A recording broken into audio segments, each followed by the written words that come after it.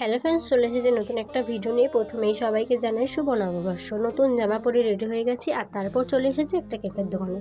আজ ছিল আমার একটা ফ্রেন্ডের বার্থডে, তাই আমরা সবাই মিলে চলে এসেছি কেক কিনতে।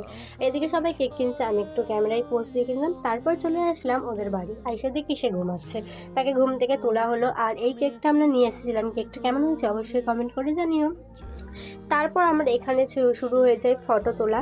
এখানে অনেকক্ষণ ফটো তুলছিলাম আমরা, এখানে অনেক দারুণ মজা করছিলাম। তোমরা নববর্ষ কেমন করে কাটালে অবশ্যই আমাকে কমেন্ট করে জানিও।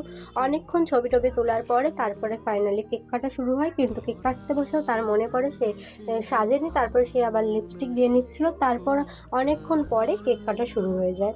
কেক কেটেও অল্প অল্প সবাইকে খাইয়ে দিচ্ছিল। তোমরা নববর্ষ দিন কোথায় গেলে আর কী কী করলে অবশ্যই কমেন্ট করে জানিও। আর এই ভিডিওটা কেমন লাগলো সেটাও কমেন্ট করে জানিও।